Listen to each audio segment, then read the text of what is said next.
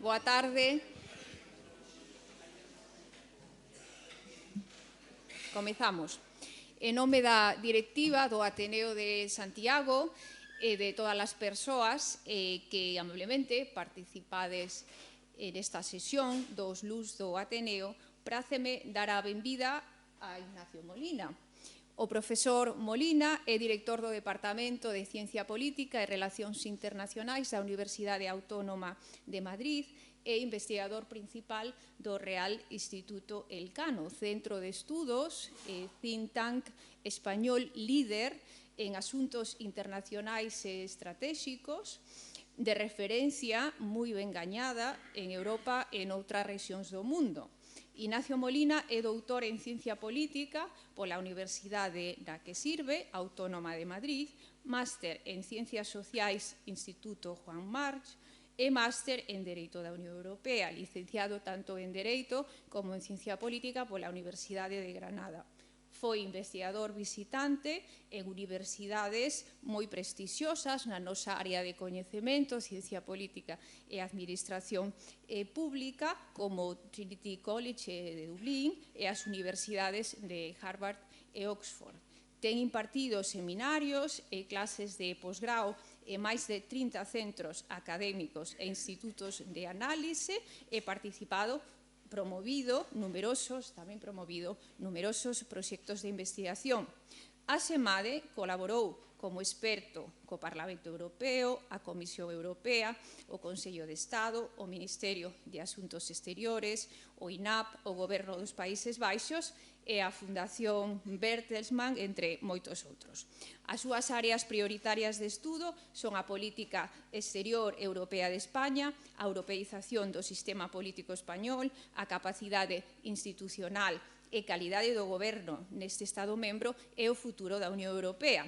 Con moito agrado, dou a palabra ao profesor Molina, querido amigo Nacho, para que nos presentes os retos europeos que consideras máis relevantes neste momento, en 2024, a menos de 2 meses da celebración dunhas novas eleccións de deputadas e deputados no Parlamento Europeo.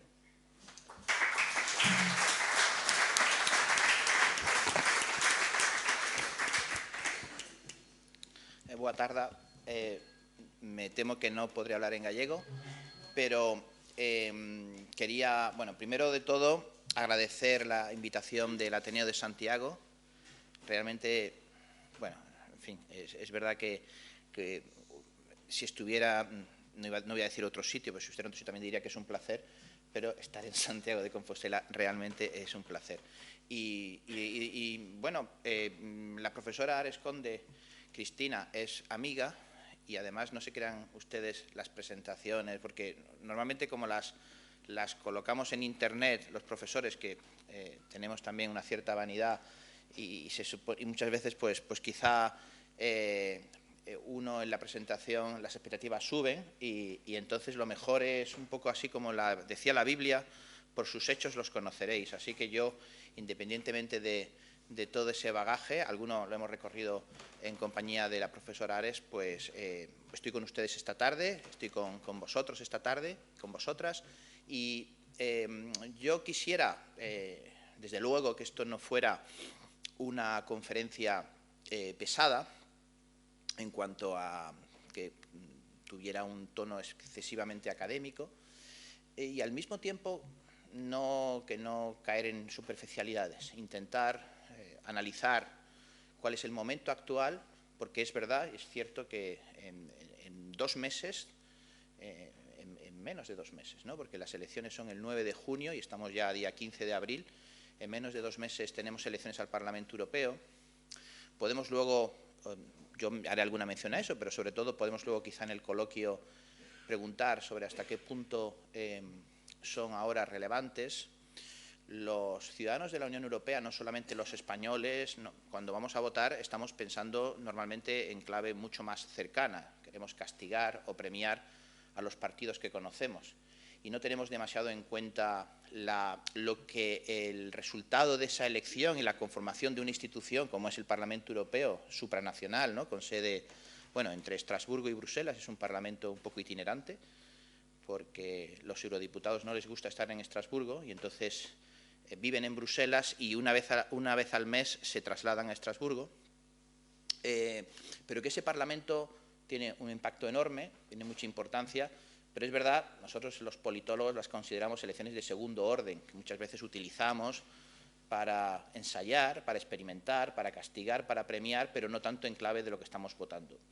Creo que la Unión Europea en los últimos años se ha ido haciendo un poco más cercana, un poco más presente, y tal vez, después de esta sesión, pues alguno piense, bueno, pues a lo mejor la decisión sobre ir a votar la hacemos en clave de cuál es lo que pensamos que debe ser el futuro de la integración. Aunque, bueno, insisto, en la medida que no existe el demos europeo, y nos engañaríamos si dijésemos que existe ya una comunidad política europea, no la hay.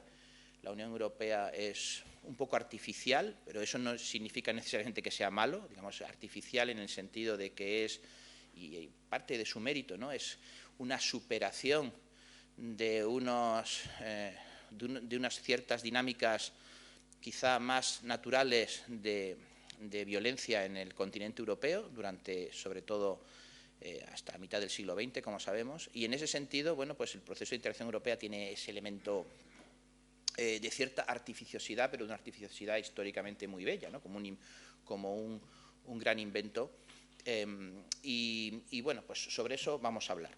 Una primera idea, y vamos a hablar con la idea de pensar en esos retos, en qué es lo que tenemos en la agenda. Yo no hablaré más de 40 minutos, si les parece, para no cansar. Es verdad que me parece perfecto si alguien me quiere interrumpir en algún momento, me parece muy bien. Yo siempre animo a mis alumnos, a mis alumnas que lo hagan, pero si no, luego dejaremos un tiempo expreso para las preguntas, para los comentarios, para las críticas, las discrepancias, si las hay, me parecerá bien. Bueno, esto de pensar que la integración europea es un proceso lineal, que se creó, ¿no?, lo he dicho antes, ¿no?, después de la Segunda Guerra Mundial, pues los franceses y los alemanes se habían hecho, durante 3 generaciones seguidas, se habían hecho la guerra entre ellos y se habían ido humillando de manera recíproca. Piensen que la primera guerra, la de 1870-71, los prusianos, entonces todavía no eran alemanes, justamente eligieron Francia para crear Alemania. Pensaron que lo que más unía, es un poco triste, ¿no?, pero lo que más unía a los alemanes era el odio a Francia.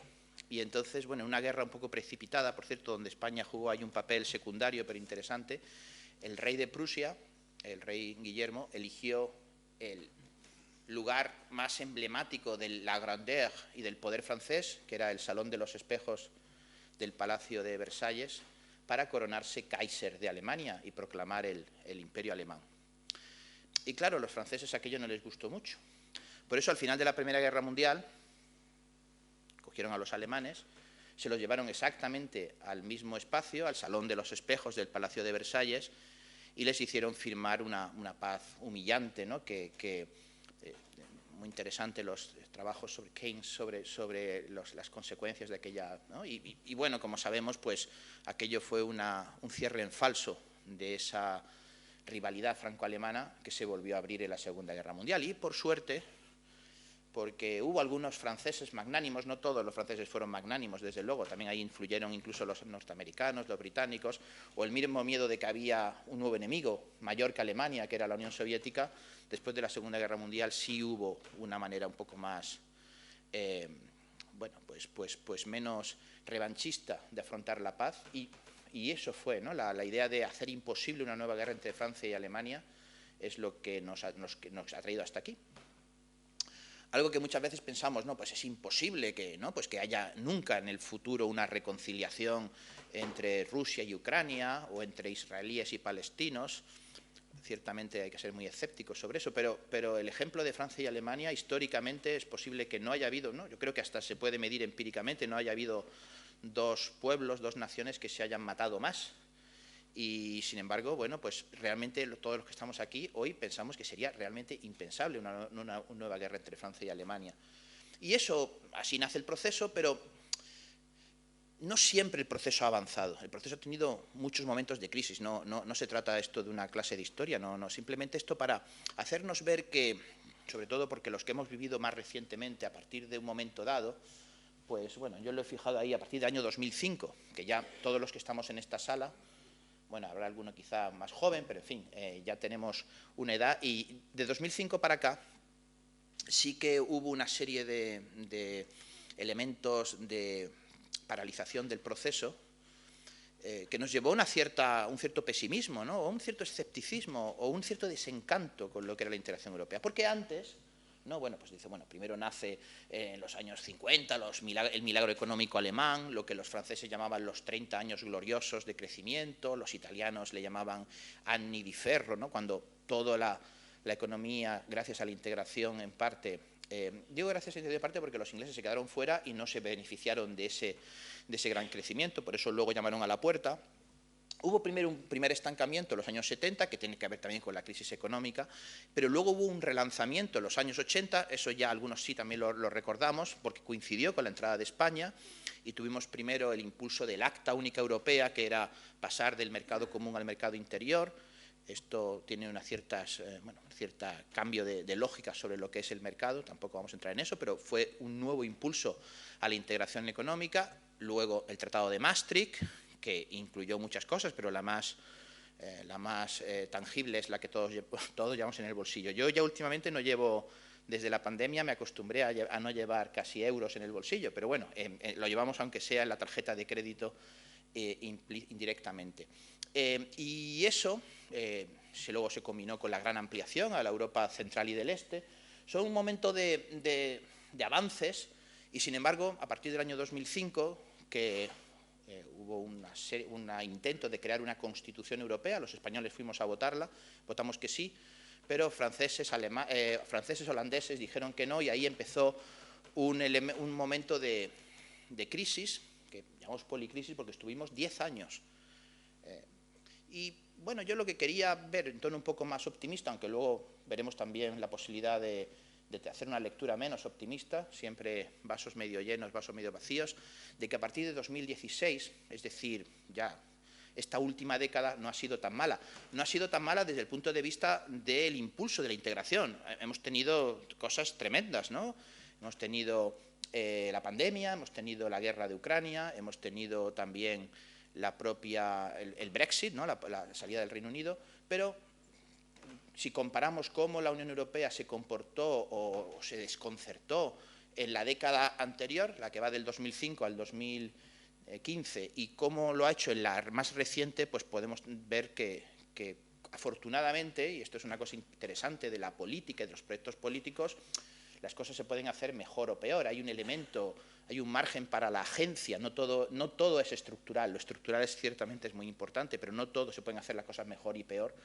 Y en ese margen de tomar decisiones, ¿no? Pues por ejemplo, se cita mucho entre economistas, politólogos, historiadores, pues contemporáneos, ¿no? Cómo se gestionó la gran recesión y la crisis de deuda pública, con recortes, austeridad, y cómo se ha gestionado la pandemia por parte de las instituciones europeas, de una manera que, bueno, pues parece que las decisiones políticas y las ideas que están detrás de las decisiones políticas pues importan. Entonces, bueno, en este contexto histórico nos vamos a venir a lo que es más cercano y vamos a intentar ver por qué es relevante, qué retos tenemos en la próxima legislatura, la legislatura que empieza ahora, bueno, empezará a partir del 3 de junio, y que son los próximos 5 años, la 2024-2029. Los europeos votamos cada 5 años, desde el año 1979. España aún no estaba en la Unión Europea, entró en enero del 86, pero todos los años que acaban en 9 o en 4, siempre hay elecciones al Parlamento Europeo. En nuestro caso, ya desde en 1987 hicimos una elección a mitad, porque acabamos de entrar, y ahora llega a su fin esta legislatura y empezamos la siguiente, ¿no? Bueno, lo de la policrisis sí la hemos superado. Claro, hay quien piensa, pero claro, que es una situación de crisis permanente. También he escuchado, bueno, los estudiosos de la Unión Europea inventan palabras un poco feas, pero también he escuchado permacrisis, policrisis. Bueno, esto gusta mucho porque esta situación un poco de ansiedad o de gestión de una ansiedad y de unas malas noticias Hay algunos que, bueno, yo no sé si les gusta o también les resulta rentable, ¿no? Porque llama la atención, puede ser también un motivo, no sé, para vender libros o para hacer carrera académica. Pero yo creo que sí que es verdad que la Unión Europea lo pasó mal como he dicho, entre 2005 y 2016. Llegó a haber un momento realmente de crisis porque, como digo, fracasó el Tratado Constitucional. La Unión Europea se escoró hacia lo intergubernamental, las decisiones, bueno, pues el presidente francés Sarkozy, que es el que había antes de Macron y de Hollande, o sea, hace ya 15 años, y la canciller federal Angela Merkel, la anterior canciller, pues tomaban las decisiones sobre el futuro de Europa pues paseando juntos por la playa, lo cual era muy simbólico de lo que no debe ser, ¿no? No en las instituciones, sino por parte de las instituciones comunes, sino en torno a los intereses y las ideas de estos dos personajes. En el caso de Merkel luego hemos tenido una opinión más positiva de ella, aunque ahora también una relectura negativa por la dependencia de la energía rusa. Luego mencionaré algo sobre eso. Bueno, pues es verdad que la Unión Europea sufrió mucho. España fue de los países que sufrió, de los Estados miembros que sufrió más, porque la gran recesión que empezó en 2008, luego a partir de 2010 mutó en crisis de deuda soberana, cuando, bueno, eso lo hemos vivido, porque hemos vivido ese endeudamiento, bueno, pues del sector bancario, del sector privado con el sector bancario, y luego del sector bancario a la deuda pública soberana en países como Irlanda, Grecia, Chipre, Portugal, que tuvieron que ser rescatados. En nuestro caso hubo un pequeño cortafuegos y no llegó al rescate total, pero bueno, hubo, digamos, una especie de memorando implícito sobre reformas, algunas de ellas pues duras o poco dignificadas, como la reforma de la Constitución. Eso lo hemos vivido. Y hemos vivido luego también como resultado de eso hubo un auge del populismo, populismos a veces más de izquierdas, a veces más de derechas, pero que trataban de dar respuestas muy fáciles a esa cuestión complicada, en parte comprensibles ese enfado, y luego, bueno, pues empezó la agresividad rusa, que no es algo del 2022, ya en 2014 hubo, bueno, pues la primera, ¿no?, cuando se anexionó Ucrania y cuando empezó la guerra en el Donbass. Y luego la crisis de refugiados del 2015 y luego, pues eso, el referéndum del Brexit, el momento de que el 16, cuando también Donald Trump gana las elecciones, pues estamos todos un poco asustados y parece que la integración europea está en peligro. Y de hecho, lo estuvo, pero es verdad que, por eso digo que las personas aquí son importantes. Hubo pues algún personaje, pues por ejemplo, que fue bueno, al menos para países como España, que en lugar de tener a un holandés o a un alemán en el Banco Central Europeo tuviésemos a un italiano, que dijo aquello de whatever it takes, ¿no? Haré lo que me haga falta para salvar al euro, que calmó mucho esa presión que había sobre la famosa prima de riesgo de los países, de los estados que estaban más endeudados, o de que en vez de Sarkozy, que pretendía jugar una liga que a lo mejor a Francia no le correspondía, ¿no?, de país acreedor, cuando también Francia tenía muchos problemas fiscales, pues fue François Hollande el presidente, y de que en vez de Barroso, un presidente de la Comisión portugués muy débil frente a Francia y Alemania, pues curiosamente un presidente de un país muy pequeñito, Juncker, de Luxemburgo, pues tenía la idea de que él había sido elegido realmente por los partidos políticos y por la ciudadanía, que le debía igual su puesto, igual a un griego que a un alemán, porque habían inventado en 2014 una cosa que se llamaba los Spitzenkandidaten, que era una especie de decir, bueno, a mí me han elegido porque yo he ganado las elecciones, que era un poco ficción, pero eso ayudó, todo eso ayudó. Es decir, que las personas, lo que decimos en los politólogos, el agency, la agencia, no es lo mismo. Y bueno, pues esa combinación de personas que... Y la propia Angela Merkel cambió también su idea sobre cómo iba a gestionar la crisis, porque ella se asustó, en un momento dado el euro estaba en peligro. Bueno, pues todo eso hizo que, para empezar, bueno, pues empezamos con la recuperación económica. A partir del año 2014, 2015, pues las economías europeas empezaron a recuperarse. De hecho, ahora los del sur estamos creciendo más que la media, llevamos desde el fin de la pandemia de manera sistemática creciendo más, Italia, Grecia, España, que la media europea, e incluso con parámetros fiscales mejores, lo cual es muy fin, irónico quizá o paradójico. Bueno, luego el Brexit, ¿no? No voy a explicar el Brexit, que esto también en sí mismo es motivo de quizá otra conferencia. Los británicos, cuando votan salir, es también un momento, ya digo, es el momento 16, cuando decimos, bueno, pues es que esto ya se va, la casa se derrumba. Y en lugar de ser bueno, pues algo que se contagiaba, ¿no? Y que otros iban a seguir el ejemplo, pues resultó ser una vacuna. Hago esta metáfora con lo que vino luego, que fue la pandemia, y hubo claramente un sentimiento, ¿no?, de que los británicos se habían confundido, de que al salir del mercado interior, al romper con Europa, su prosperidad iba a empeorar, que la mejor versión del Reino Unido era un Reino Unido en Europa, en cuanto a su proyección, porque tienen realmente muchos recursos, pero era decir me voy de la Unión Europea era una manera de autosabotearse, ¿no?, de todos esos intangibles que tienen gracias en parte, ¿no?, a su historia, su lengua global, sus medios de comunicación, su sistema universitario, pues decir, no, en lugar de utilizarlo para la proyección de, pues decir, no, vamos a mirar hacia adentro. Como bien saben, no todos los británicos, una mitad. Y ahora hay sondeos que dicen, prácticamente desde el 17-18, que hay una mayoría sistemática en contra del Brexit, pero es muy difícil, en este caso, un ejemplo malo de políticos, ¿no? Hemos puesto algunos, ¿no? Los políticos a veces son buenos, son malos, pues en este caso que no son capaces de rectificar. Pero independientemente del debate dentro del Reino Unido, al resto, a los otros 27 que nos quedamos, fue positivo porque vimos el valor que tenía el formar parte del mercado interior, que es mucho más allá de la idea de la circulación, de esta libre circulación de los distintos factores productivos, pues también es de las personas, de la solidaridad en cuanto a seguridad y de tal vez intentar ser actores globales que podamos moldear el mundo y que no sean solamente China y Estados Unidos los que lo hagan, ¿no? Esta idea de tenemos que gestionar una cierta decadencia, que es lo que le toca a Europa después de 5 siglos de dominio del mundo, y hacerlo solos porque aisladamente somos muy, muy pequeños para poder influir en el futuro. Y la verdad que los otros actores del mundo no precisamente comparten nuestros valores, nuestros intereses, ni siquiera Estados Unidos lo hace de una manera muy parcial, ¿no? Y ahora tenemos mucho miedo de qué va a pasar en noviembre.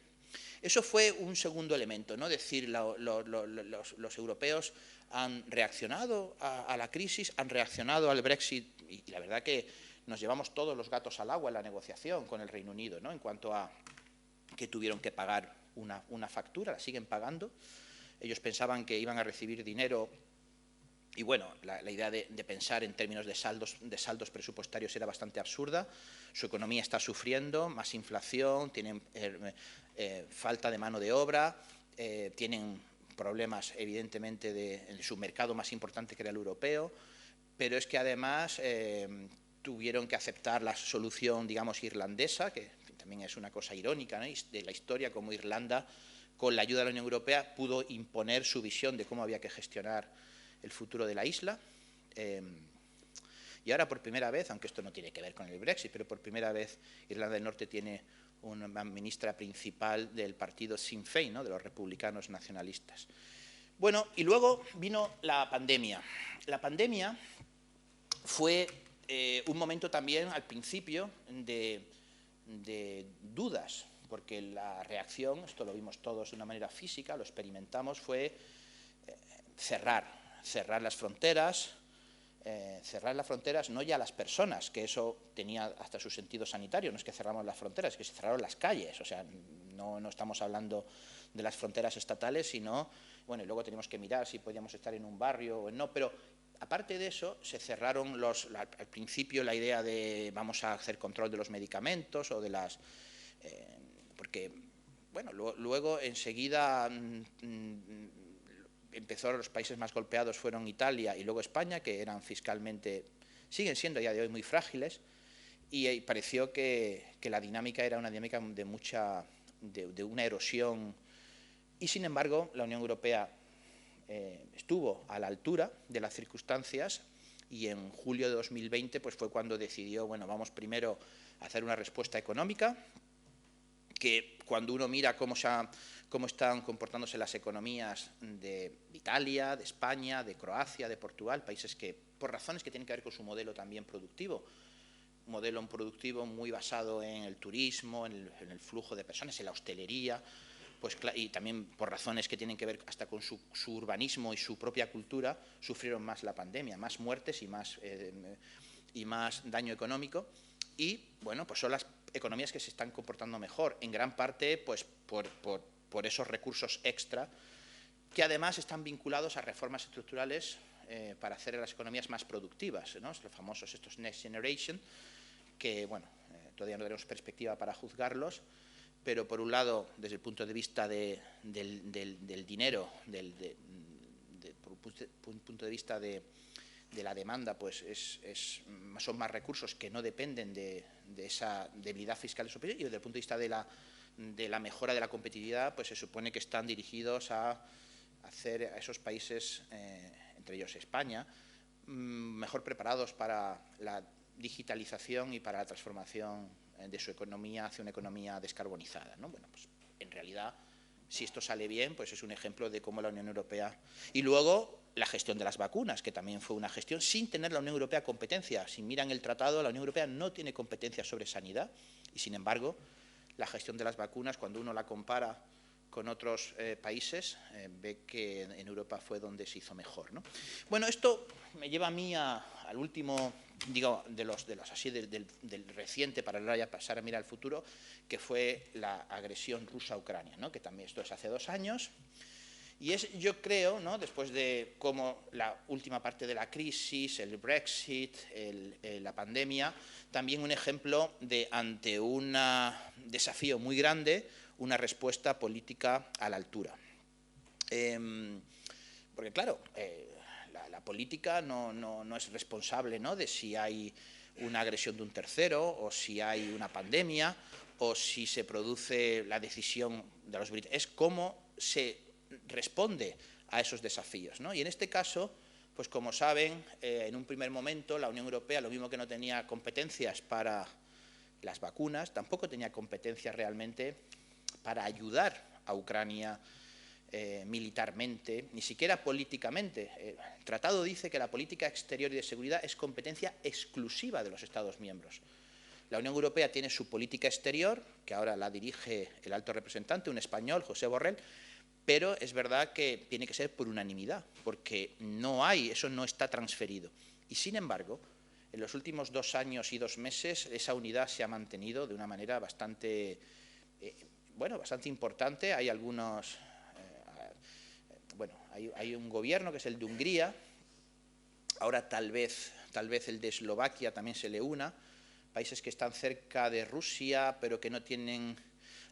Hay 2 tipos de países cerca de Rusia, los que tienen históricamente traumas porque Rusia les ha invadido, les ha quitado su soberanía, y son básicamente Polonia y los Bálticos, y otros que están cerca de Rusia pero tienen una experiencia un poco más cercana Hungría, Eslovaquia, el antiguo imperio austrohúngaro parece que menos, ¿no?, que tienen menos. Y en el caso de Hungría, en el último Consejo Europeo, que se aprobó un último paquete de sanciones a Rusia y además, sobre todo, la ayuda financiera a Ucrania, el primer ministro Orbán no quería y había que tomarlo por unanimidad, y entonces la solución que se buscó, imaginativa, fue invitarle a que saliera de la habitación y se tomase un café.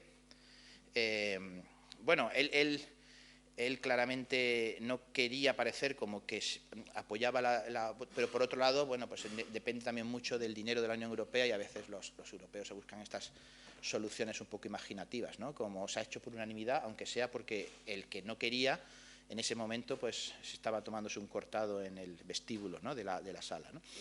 Y bueno, ¿qué ha pasado con la guerra lo que nos ha demostrado, más allá de la agresión de un Estado, de una potencia que supuestamente es garante del orden internacional, porque es miembro permanente del Consejo de Seguridad, que es Rusia, a un vecino? Más allá de eso, nos pone ante la idea de que Europa, que se había construido por lo menos desde el fin de la Guerra Fría, desde el año 89, sobre la idea de un mundo pacífico, un mundo basado en elementos lo que llamamos la globalización, cuando todavía además no habíamos visto el lado más negativo de la globalización, el comercio, el flujo de ideas, el flujo de personas, luego la gobernanza del cambio climático, la Organización Mundial del Comercio, el derecho internacional, todo elementos donde los europeos se sienten muy cómodos porque como no existe un ejército europeo y los europeos pues tienen esta vocación porque inventaron el multilateralismo, inventaron el derecho internacional, pues ya les iba bien. Este mundo más agresivo, basado en el poder, en la, pues decía Borrell que teníamos que aprender a usar el lenguaje del poder, porque la Unión Europea no lo ha usado y bueno, estamos ante un mundo un poco más hostil, más antipático, insisto, sobre todo si Donald Trump en noviembre gana las elecciones de nuevo y vuelve a la Casa Blanca. Yo creo que Donald Trump segunda parte va a ser bastante peor que Donald Trump primera parte, porque, bueno, la primera vez pues no tenía, a lo mejor no tenía, ahora tiene mucho más claro lo que quiere hacer y los asesores que le van a acompañar y no son ninguna buena noticia para Europa. Pero la Unión Europea ha tomado nota de esa agresividad rusa, de esa emergencia de China como identificada como un rival sistémico, que, bueno, un mundo donde China es una superpotencia no necesariamente es un mundo terrible, pero es un mundo, desde luego, donde estamos mucho más reactivos a la hora de determinar cómo se gestiona ese mundo. Y un Estados Unidos en el que, insisto, incluso aunque no ganase Trump, la posibilidad de que pueda en el futuro ocurrir esta ruptura, ¿no?, del cordón umbilical de los dos lados del Atlántico ya nos hace pues, bueno, desconfiar y tener que pensar, lo cual por otro lado también está bien, ser mayores de edad, sobre cómo queremos gestionar nuestra seguridad. Entonces, es verdad que todo eso de un mundo ya donde el multilateralismo pues, es menos importante, donde tenemos un vecino muy agresivo, pues, ¿esto qué, no? Los europeos pensamos que estábamos en un mundo post-westfaliano, es decir, posterior a la soberanía, y ahora parece que es al revés, ¿no? Hay una reivindicación de lo que es el Estado soberano. Podemos hacer, y entronco con todo lo anterior, una lectura optimista de cómo ha reaccionado Europa y decimos, bueno, pues claro, es un shock, es un trauma, ver cómo, bueno, pues sobre todo los que están más cerca de Rusia, que son Estados miembros, ven esa agresividad rusa y se ponen muy nerviosos y se ponen muy temerosos con muchos motivos, ¿no?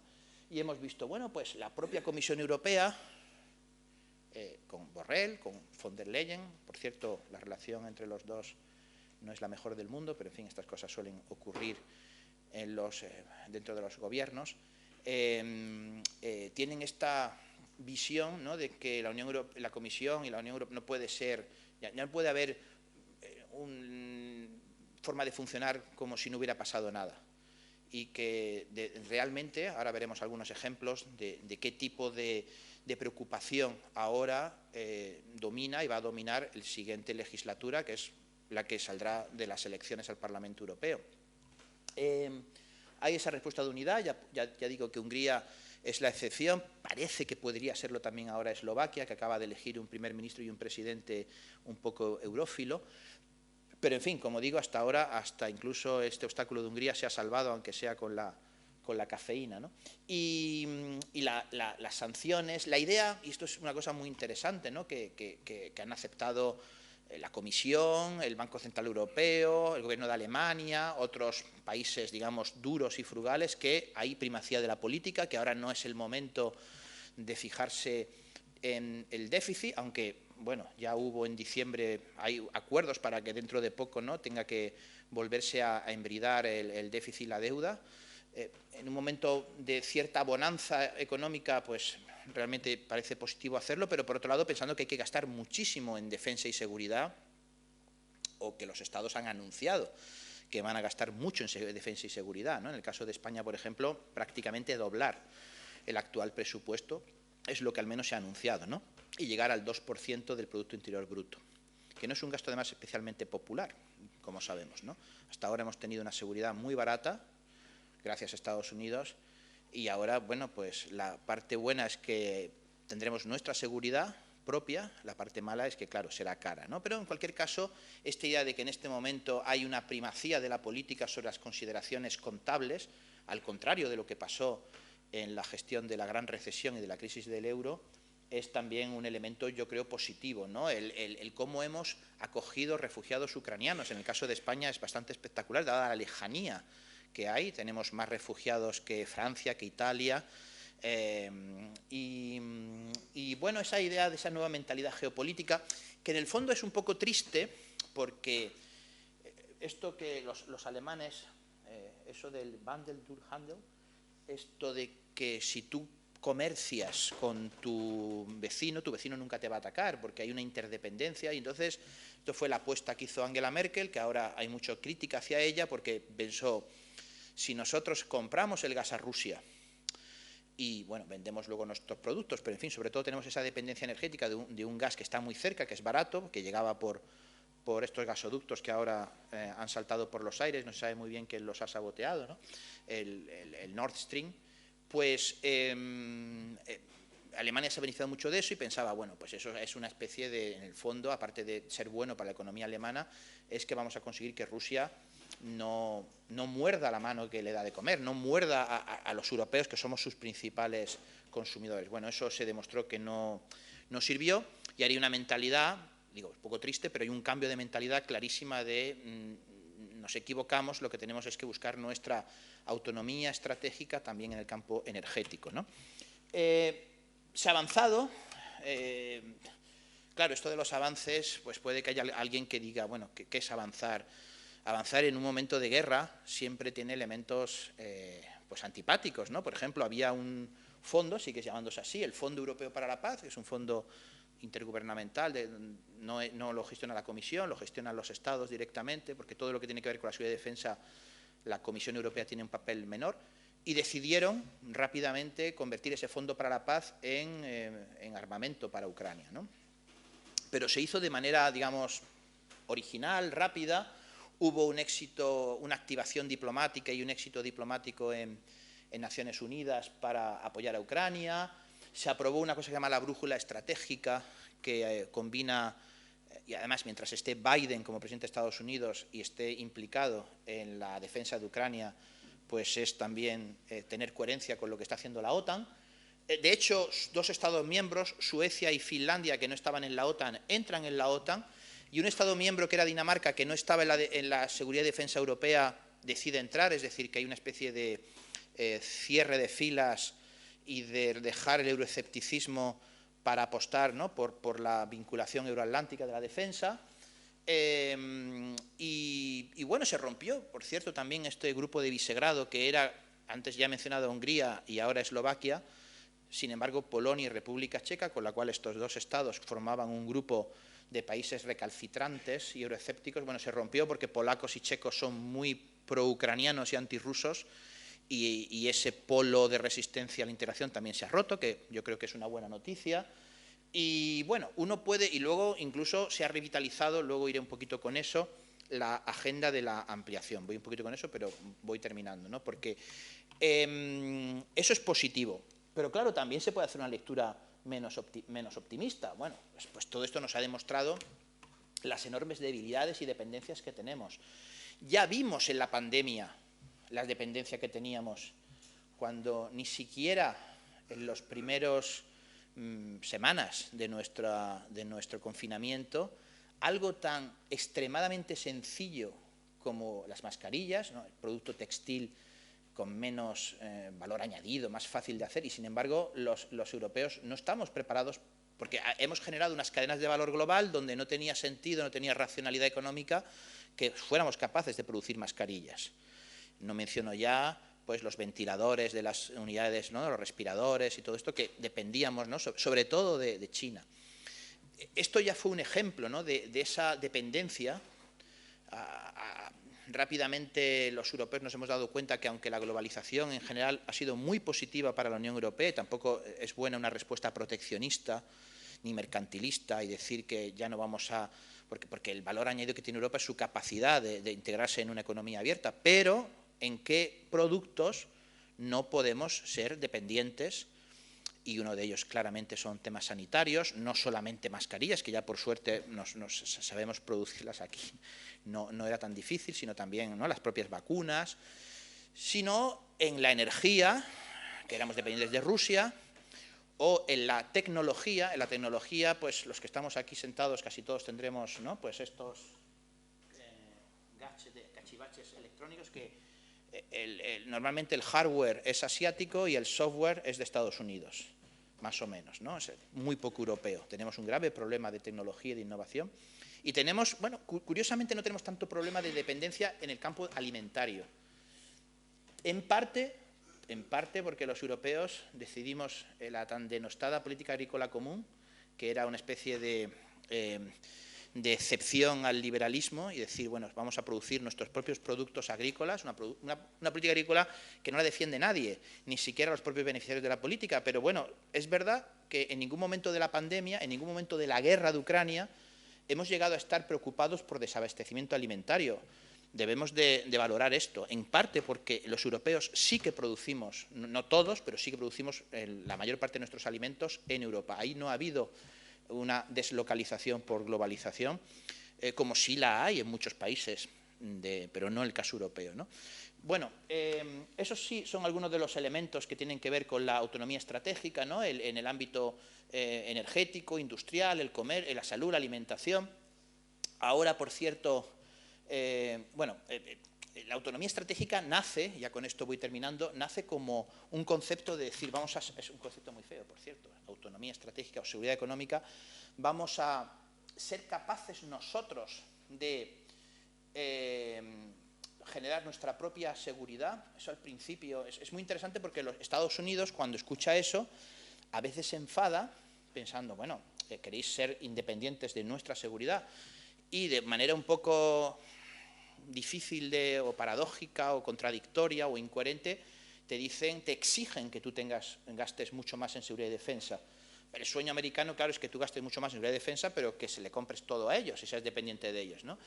Entonces, bueno, pues es un elemento que mientras esté Biden en la Casa Blanca, los europeos prefieren, me están mirando de reojo qué va a pasar en noviembre, pero prefieren centrarse en hablar de cómo somos más independientes en lo energético. Esto, por suerte, es coherente con la agenda de descarbonización, lo que pasa que sí también sabemos que es caro, porque bueno, la transición energética es cara y hay que ver cómo se paga. No, hay que ser honestos y realistas, es decir, esto es caro, tiene la ventaja de que no dependeremos de terceros y de que además estamos haciendo acción climática, pero hay quienes son más damnificados que otros.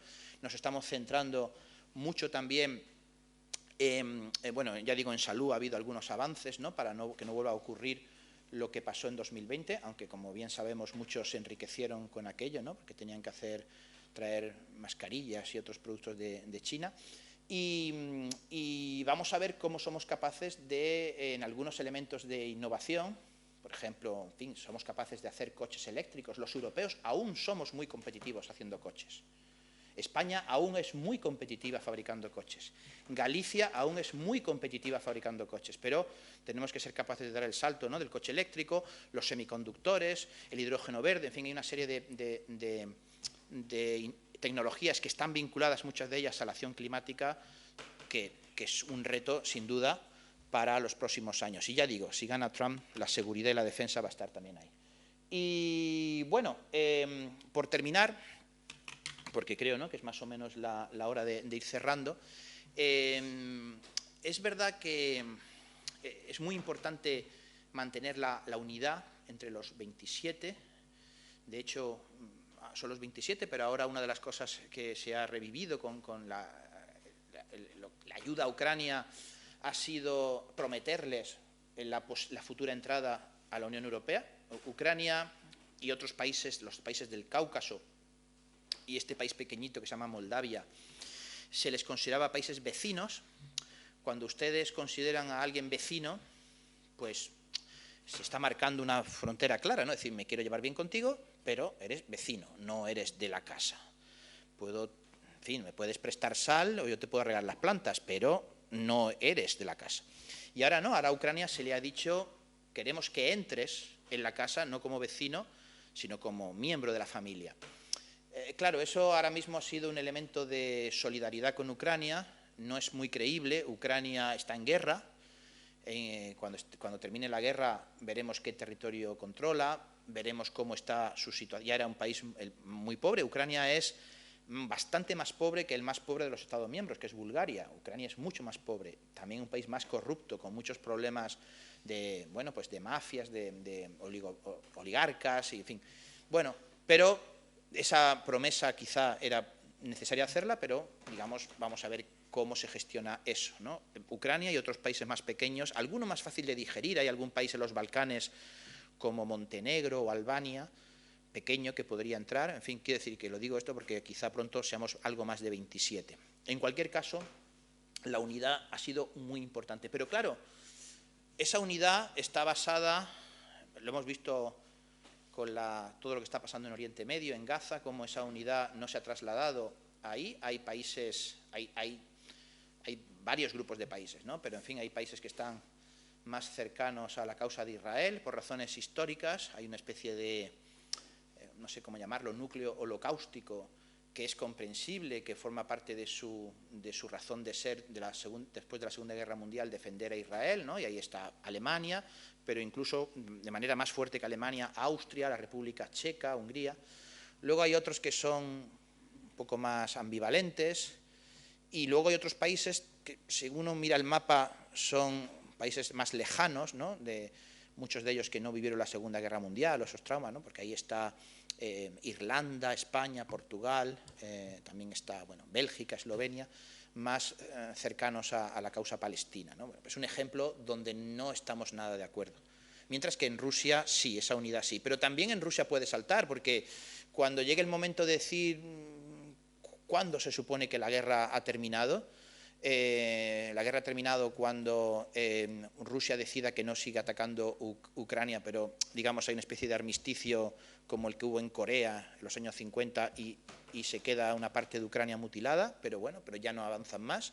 Cuando se recuperen los territorios previos a febrero del 22, cuando se recuperen los territorios de 2014, que incluye Crimea, cuando se conquiste Moscú, hay distintas formas de ver qué significa el posible fin de la guerra, y cuando llegue esto probablemente también tendremos muchas discrepancias, ¿no?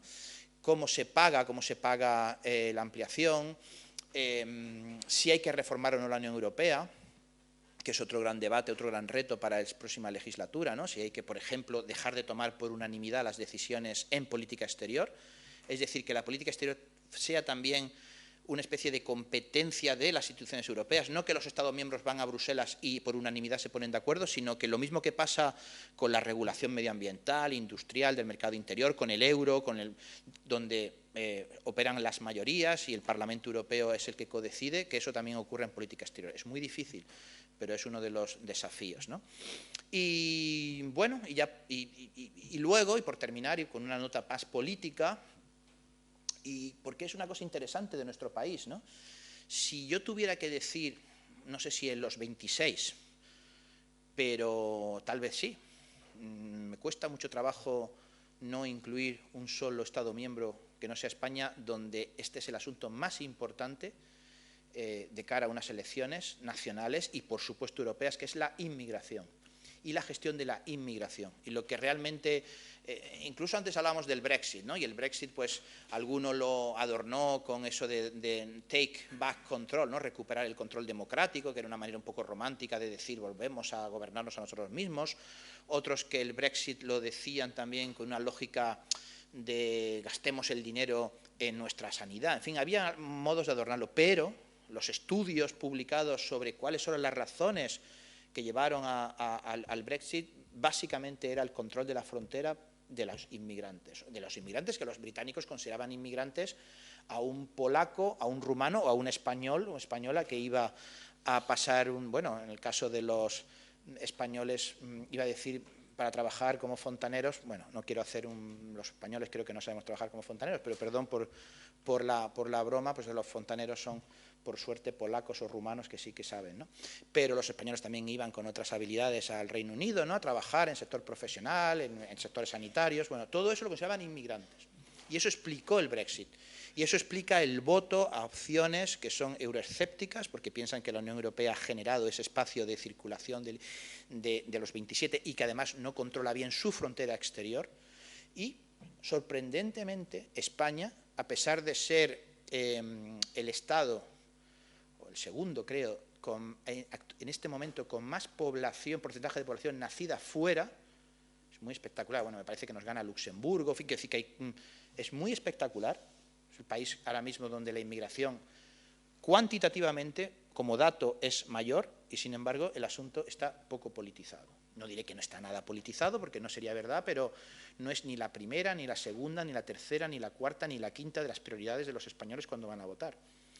Que tal vez, ¿no?, esto de la polarización y la crispación que tenemos, pues a veces tiene efectos positivos, porque nos peleamos por asuntos quizá un poco menores y dejamos fuera del foco una cuestión como esta, que está erosionando mucho las bases de la convivencia en los países occidentales, entre otras cosas porque luego pues la inmigración es un asunto muy difícil de gestionar y no se puede frivolizar con él, ni decir que los estados no tienen derecho a controlar sus fronteras, porque eso sería falso.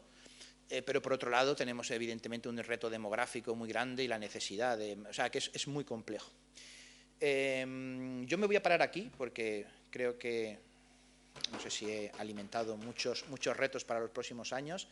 No quería dar ¿no? Podría dar una especie de lectura lúgubre de la situación, que hay algunos compañeros que les gusta un poco eso, ¿no? Y que parece que el heraldo de malas noticias es como más prestigioso, ¿no? Esto como... bueno, ahora ya los toros no gustan mucho, a mí desde luego no mucho, pero esta cosa, ¿no?, de decir si uno critica al torero, pues parece que sabe más de toros, ¿no? Esto es el tendido 7 o algo así, ¿no?, en la Plaza de Toros de las Ventas.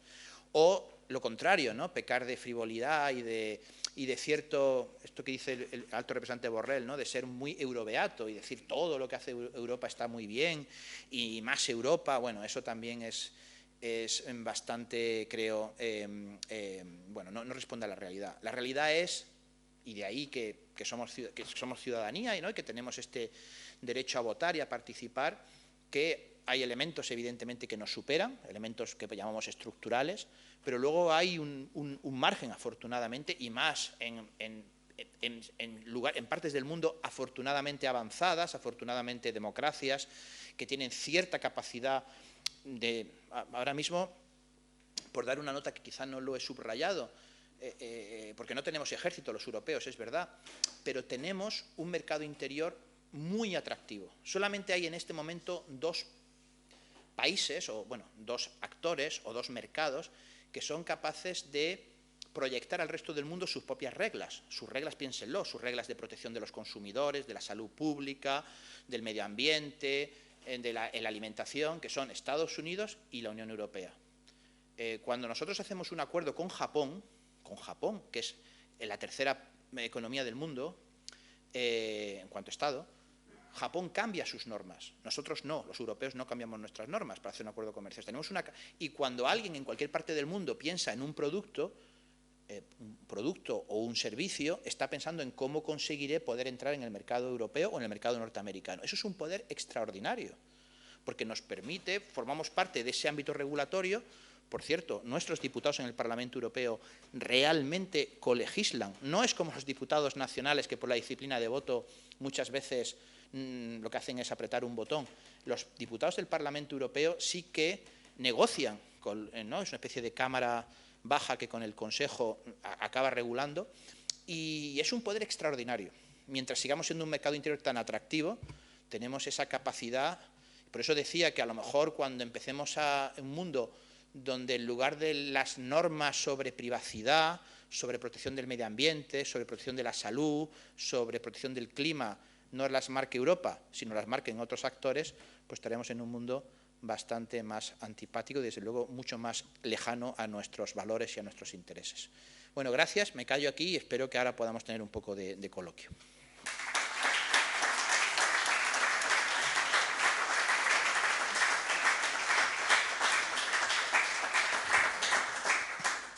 Agradecemos al profesor Ignacio Molina su conferencia tan sugestiva, enriquecedora y completa, tocando en muchos actores relevantes de la política de la Unión Europea.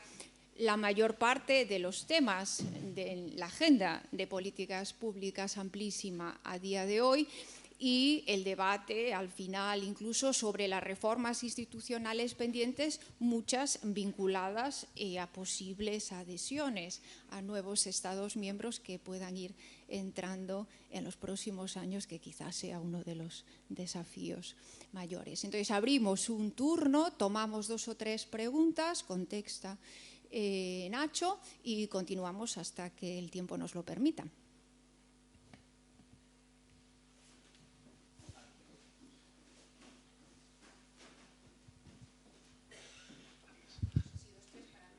Hola, buenas tardes y muchas gracias por la conferencia. La duda que tengo yo es, históricamente en este punto, con figuras como Calviño, por ejemplo, el propio Pedro Sánchez, Borrell, que usted comentaba, el peso político que tiene España dentro de la Unión Europea en relación a su PIB y al nivel de población respecto a la Unión, ¿es alto, medio, bajo? Bueno, unha pregunta, en primer lugar, agradecer a intervención, que me parece moi atractiva. Eu quixera preguntar pola capacidade que ten Europa de tomar decisións ante os cambios tan rápidos que se están producindo nos entornos políticos, económicos e nos acontecementos políticos que se están producindo, non?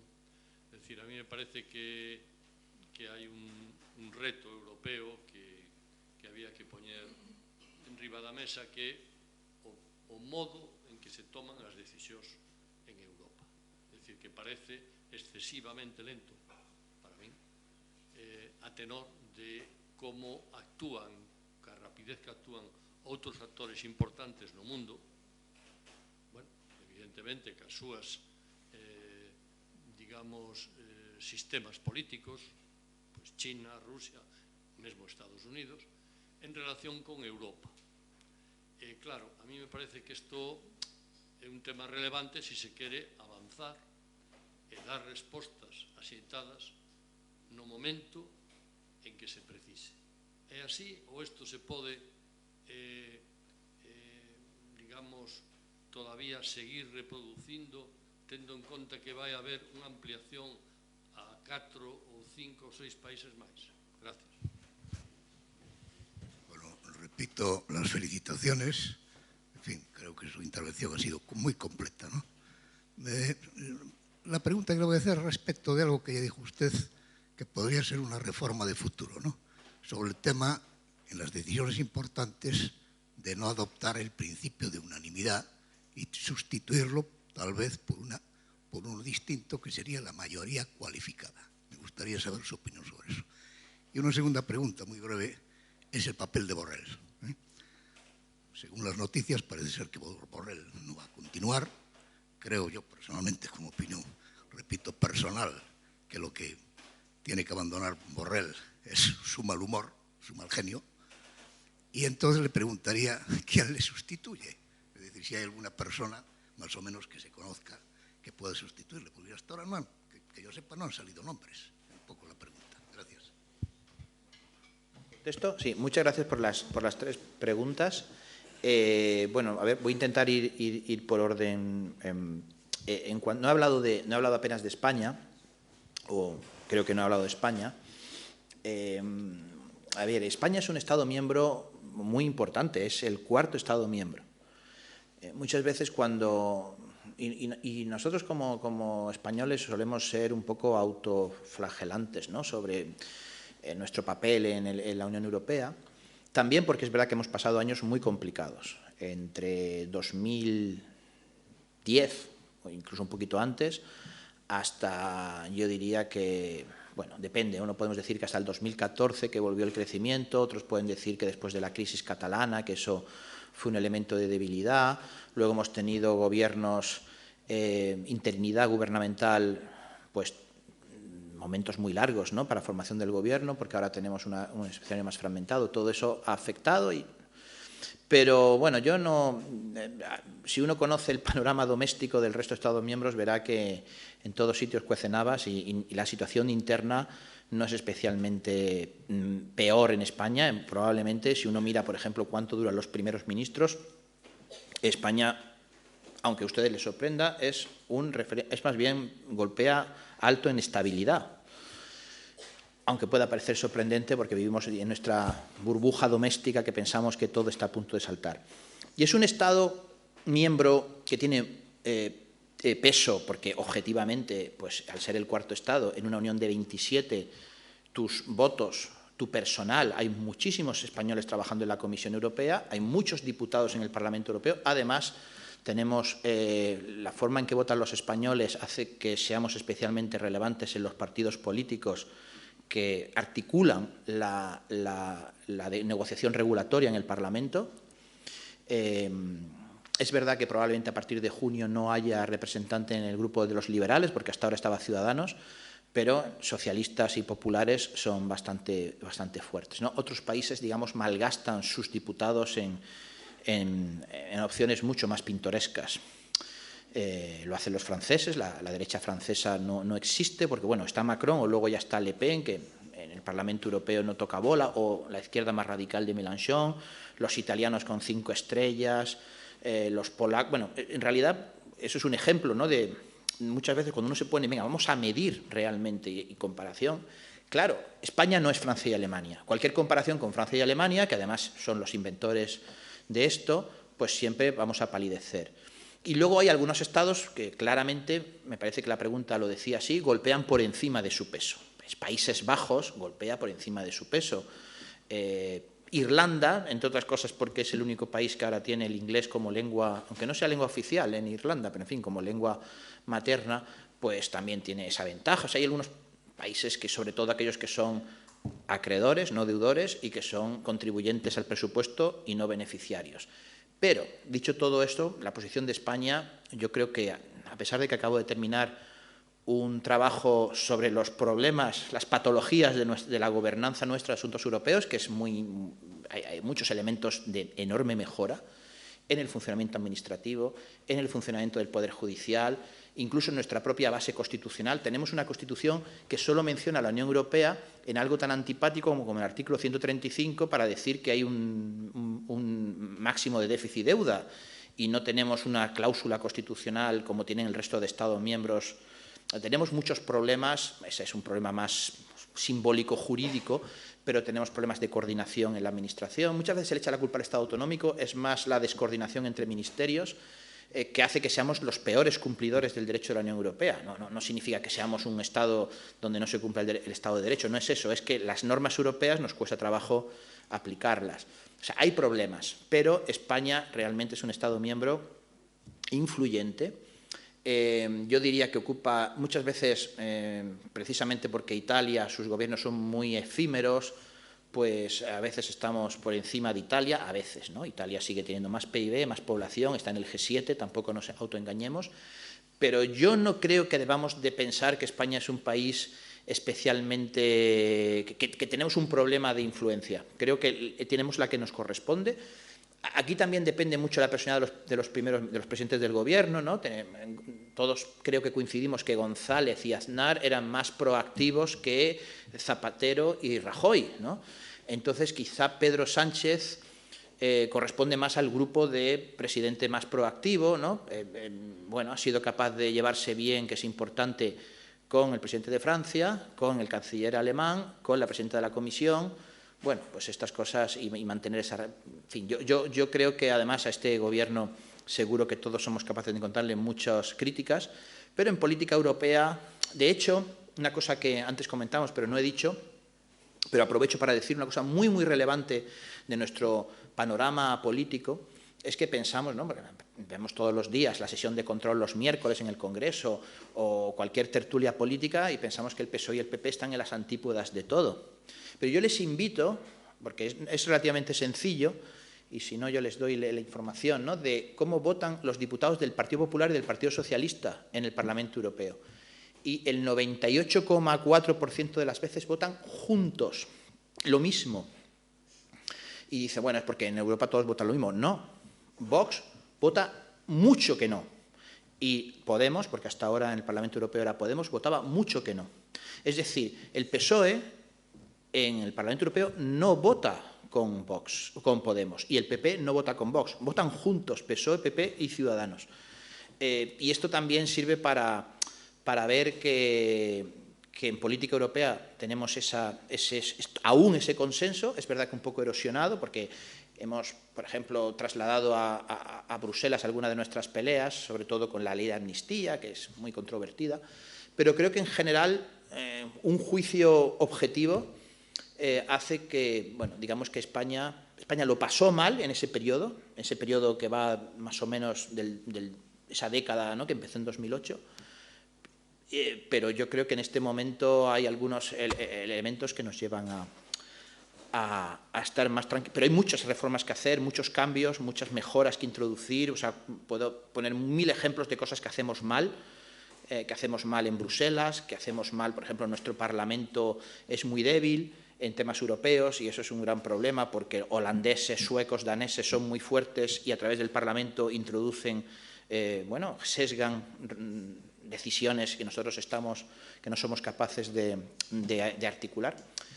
Pero bueno, claro, esta pregunta es una pregunta río que yo, yo no tengo un valor especial para contestar a esa reflexión, ¿no?, que me parece, claro, evidentemente muy, muy, muy interesante.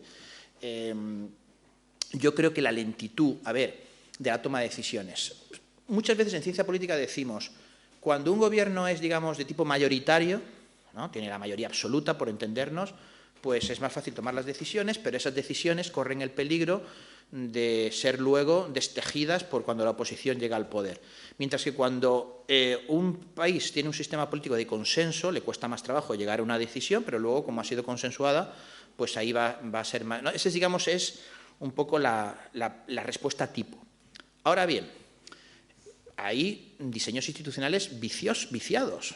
Por ejemplo, ahora, y justo con lo que estamos hablando, en Estados Unidos, que tienen un sistema político, la verdad, a pesar de... O sea, Estados Unidos ha sido una gran potencia, no gracias a su sistema constitucional y político, sino a pesar de su sistema constitucional y político. Ahora mismo tienen un Congreso ingobernable, en una dinámica no les cuesta tomar decisiones porque están consensuando, les cuesta tomar decisiones porque están completamente enfrentados. Y eso, claro, es un problema que erosiona mucho la capacidad de Estados Unidos también de ser una potencia, cosa que evidentemente China y Rusia, porque son autocracias, no les ocurre. Entonces, Europa, en la medida que la lentitud sea porque realmente responde a esos consensos, pues luego será más sólida la decisión. Pero estoy de acuerdo que hay algunos elementos que tenemos que ser capaces de tomar decisiones rápidas.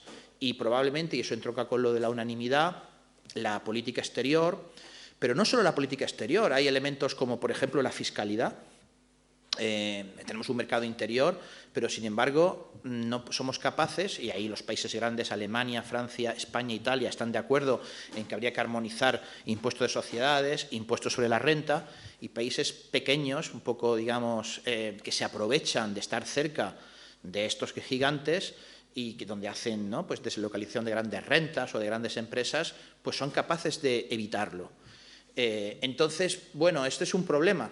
Tenemos que ser capaces de... O, por ejemplo, la decisión sobre los inmigrantes, ¿no? Cuando en un momento determinado parecía que la solución era que no podía haber... Hay como 3 grupos de países, los que son frontera, los que son destino de los inmigrantes y luego los que no son ni una cosa ni la otra.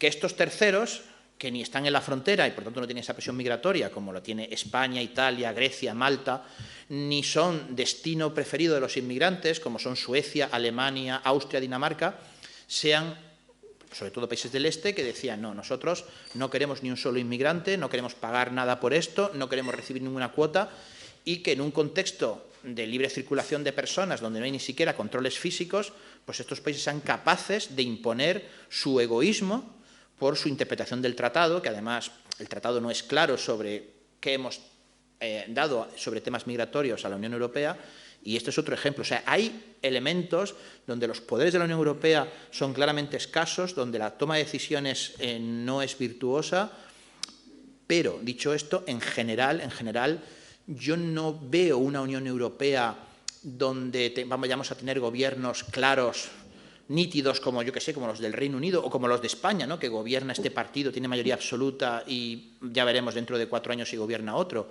Eso yo creo que la Unión Europea no lo aguantaría, porque entre otras cosas no somos una comunidad política, un demos, no lo somos, entonces necesitamos ese consenso. Los suizos o los belgas, que son 2 ejemplos de países muy complejos, los suizos tienen 3 lenguas y media y los belgas tienen 2 lenguas y media, digo, bueno, tienen los flamenco, francés y un poquito de alemán, y los suizos tienen el alemán, el italiano, el francés y un poquito de una lengua, bueno, un ladino, un romance, pues nunca, siendo complejos porque el país está, nunca han tenido gobiernos de partido único, siempre son coaliciones grandes que les cuesta mucho trabajo formar. Si eso es Suiza y Bélgica, que son infinitamente más simples que la Unión Europea, es impensable que la Unión Europea vaya a tener esa facilidad de decir hay un presidente de Europa con una mayoría en el Parlamento que le respalda y que va a tomar decisiones como las puede tomar, no sé, el primer ministro británico. Eso seguro que no. Pero bueno, eso no quita que estemos identificando dónde somos demasiado lentos. Ya lo he dicho, la unanimidad... quizá no con una mayoría cualificada, pero quizá con una supermayoría cualificada, es algo que hay que revisar.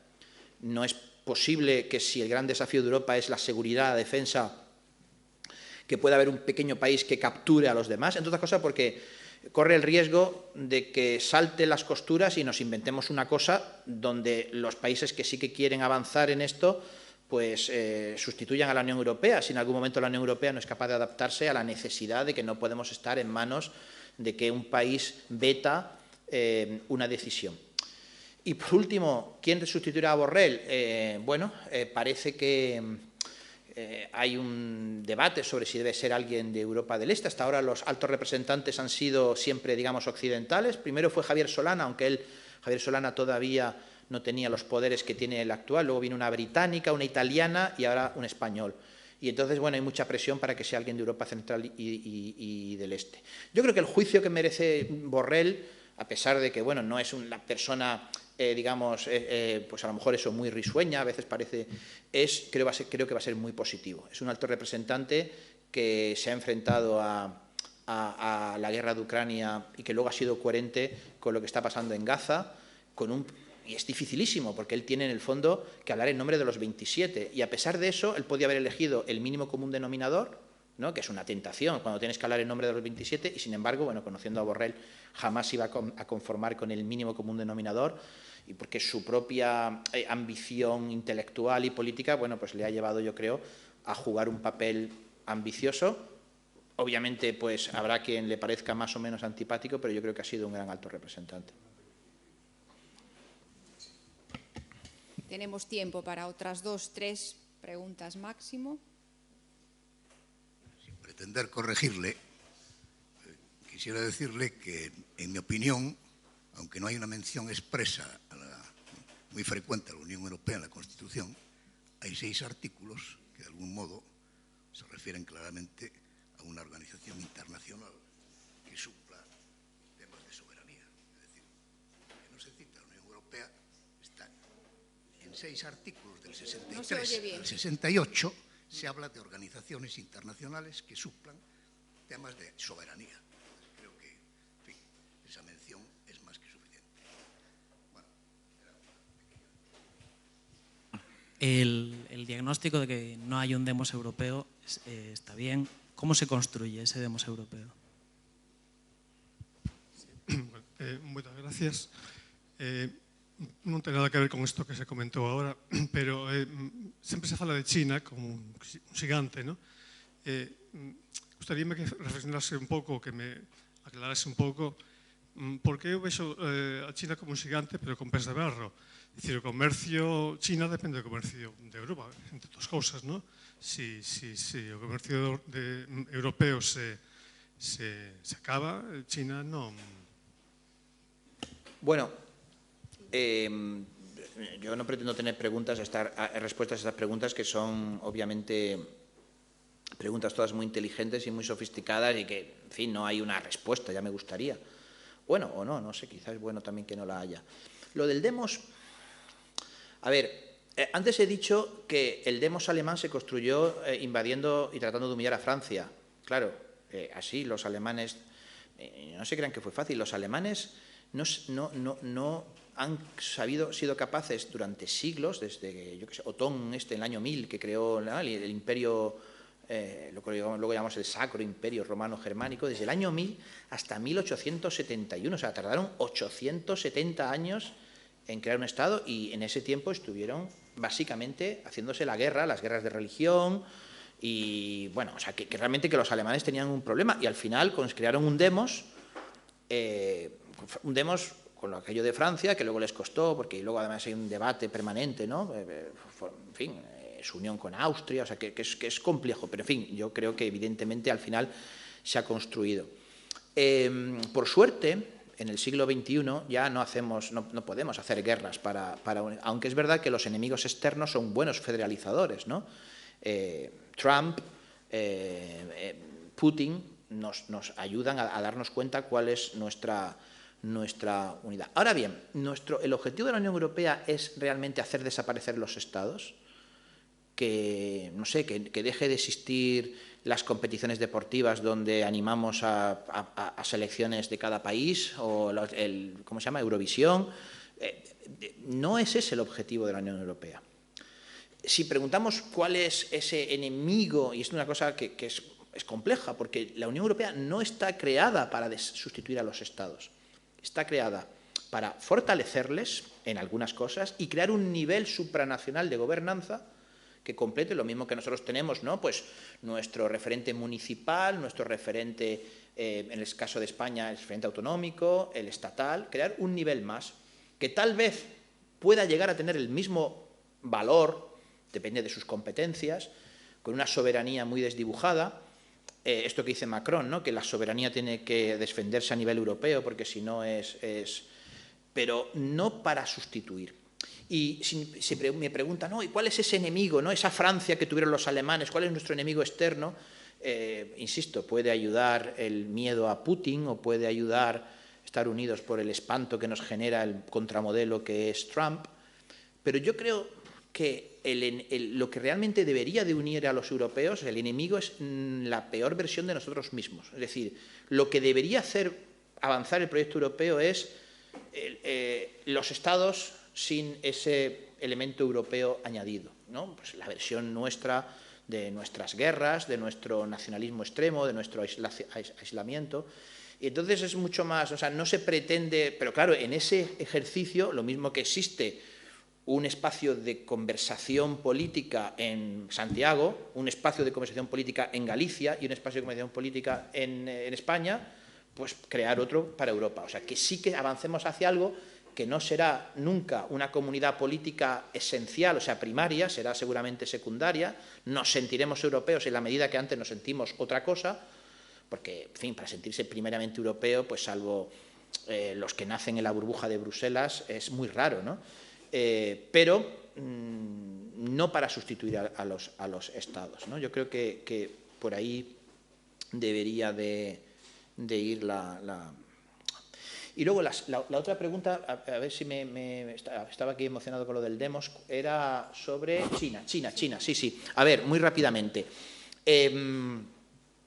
Claro, esto es muy interesante porque los americanos, que ahora su obsesión es China, o sea, realmente es muy probable que Biden realmente sea el último presidente, digamos, atlantista. O sea, en Washington, estuve en Washington la semana pasada y además, o sea, en Washington, en un espacio de reflexión sobre el futuro de los americanos, su preocupación es no perder la hegemonía como superpotencia con China. Nosotros, como ya la perdimos en el año 45, digo como europeos, bueno, como españoles la perdimos muchísimo antes, pero no tenemos este miedo así de Tucídides de los americanos, de ver cómo evitan que, incluso planteándose golpear antes de que los chinos se conviertan realmente en un competidor militar o geopolítico.